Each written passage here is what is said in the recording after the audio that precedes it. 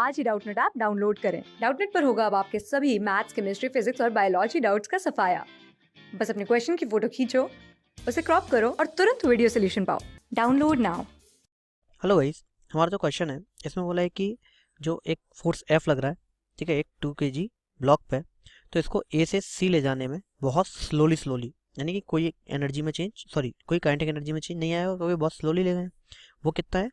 76 lambda joule. ठीक है, इतना हमारा क्या है? फोर्स है, वर्क डन है फोर्स का। ठीक है, और जो बोला है कि जो फोर्स है वो हमेशा क्या है? टेंजेंशियल है पाथ के।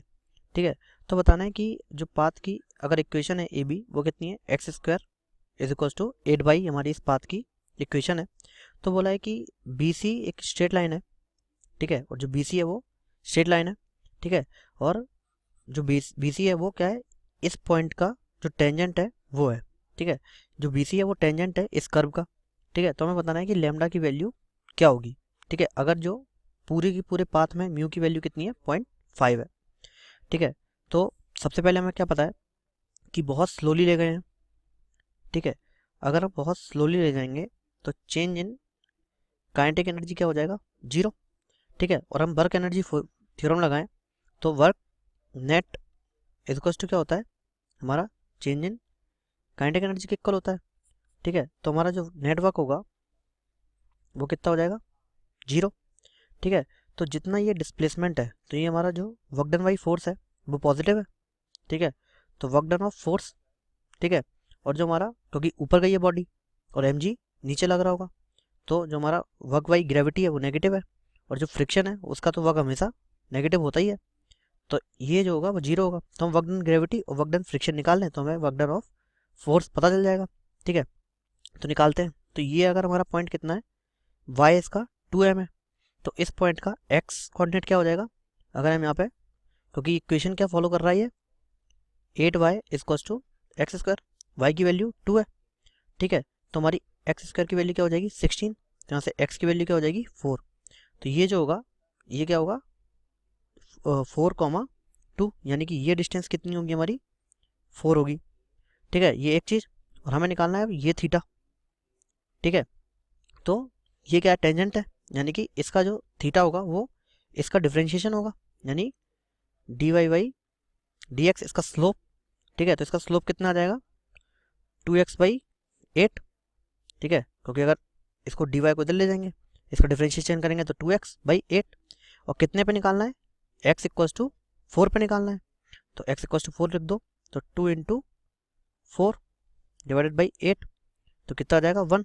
ठीक है, और स्लोप की वैल्यू क्या होती है? tan थीटा, तो tan थीटा इक्वल्स टू 1, यानी थीटा इक्वल्स टू 45 डिग्री। तो ये जो थीटा आ जाएगा वो कितना आ जाएगा? 45 डिग्री आ गया। ठीक है, थोड़ी थोड़ी चीज़ें हैं उनको लिखते चलेंगे। ये 45 आ गया। ये जो डिस्टेंस है BC वो कितनी रखी है? 10√2। ठीक है, तो ये हो जाएगा हमारा क्या? 10√2 cos 45, और ये हो जाएगा हमारा, ये हो जाएगा 10√2 sin 45, ये हो जाएगा 10√2 cos 45। वैल्यू दोनों की सेम होगी, यानी कि 10√2/45 की वैल्यू क्या होती है? cos 45 की 1/√2, तो 1√2 से √2 कट जाएगा, तो ये हो जाएगा 10, ये भी हो जाएगा 10। ठीक है, तो अगर हम वर्क डन बाई ग्रेविटी लिखेंगे तो हम डायरेक्ट लिख सकते हैं, क्योंकि ये 10 है और ये 2 है। टोटल डिस्टेंस कितना? 10 + 2 यानी 12 चला, और जो फोर्स होगा वो नीचे की तरफ mg होगा। ये तो हम डायरेक्टली लिख लेंगे। जो सबसे बड़ी प्रॉब्लम है वो किसकी है? वो है हमारी फोर्स ऑफ फ्रिक्शन लिखने की। ठीक है, तो हम इसमें से एक छोटा सा टुकड़ा ले लें और यहाँ पे लिख लें उसको ऐसे। मान लो यहाँ पे हमारा ds डिस्टेंस हम चले होंगे। ठीक है, और इसमें हमको निकालना है कि वर्क डन बाई फ्रिक्शन कितना होगा। ठीक है, उसी हिसाब से हम देख लेंगे। तो ये मान लो ds डिस्टेंस चले और ये एंगल था थीटा, तो इसके परपेंडिकुलर इधर क्या लग रहा होगा? mg। ठीक है, तो ये mg हमारा गलत बना दिया हमने। ठीक है, तो इसके जो परपेंडिकुलर mg का कंपोनेंट लगेगा वो क्या लगेगा? mg cos थीटा लगेगा, और इधर जो लगेगा वो लगेगा mg sin थीटा, क्योंकि mg लगता है परपेंडिकुलरली डाउनवर्ड। तो इसके परपेंडिकुलर क्या लगेगा? mg cos theta. तो जो mg cos थीटा हो जाएगी वो हो जाएगी हमारी n की वैल्यू, तो n इक्वल टू हो जाएगा mg cos थीटा। तो फ्रिक्शन की वैल्यू क्या हो जाएगी? म्यू एन, तो फ्रिक्शन की वैल्यू हो गई म्यू mg cos थीटा।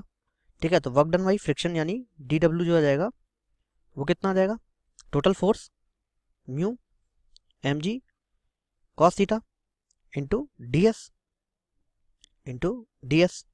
अब अगर हम देखें ये जो डी एस है और कॉस थीटा है, तो यहाँ से देखो तो ये डी एस ये थीटा, तो डी एस कॉस थीटा की वैल्यू क्या है, एक्स है, ठीक है, तो ये पुट कर सकते हैं, ठीक है, तो ये क्या आ जाएगा हमारा वर्क डन क्या आ जाएगा, डी डब्ल्यू म्यू एम जी एक्स, ठीक है, ये थीटा पर डिपेंड कर ही नहीं रहा, ठीक है, यानी कि ये सरफेस कैसी भी हो, अगर वो इस डायरेक्शन में एक्स चला है तो उसका जो वर्क डन होगा वो क्या हो जाएगा, म्यू एम जी एक्स।